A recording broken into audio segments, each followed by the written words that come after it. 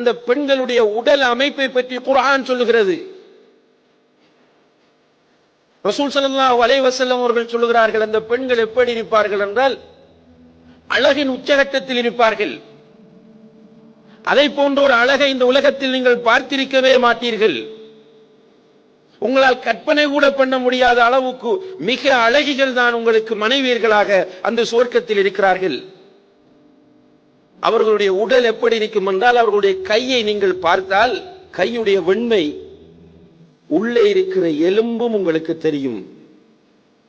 அந்த எலும்புக்குள்ளே இருக்கிற மச்சையும் கூட உங்களுக்கு தெரியக்கூடிய அளவுக்கு அழகிகள் அவர்கள். இதே போன்று பெண்களுக்கும் கிடைக்கிற ஆண்களும் அழகாகவே இருப்பார்கள். ஏன்னா சுவர்க்கத்திற்கு போகக்கூடிய எல்லோருமே அழகுதான். சுவர்க்கம் என்பது அனுபவிப்பதுதான். சுவர்க்கத்தில் சூரிய உஷ்ணம் கிடையாது, சூரியன் கிடையாது. சுவர்க்கம் முழுக்க முழுக்க இன்பம் அனுபவிக்கிற இடமாக ஆக்கப்பட்டிருக்கிறது.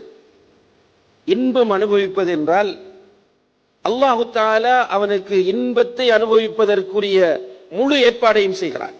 உள்ளே நுழையும் போது அவனுக்கு வயது 33. சுவர்க்கத்திற்குள் நுழையக்கூடிய எல்லோருக்கும் வயது 33.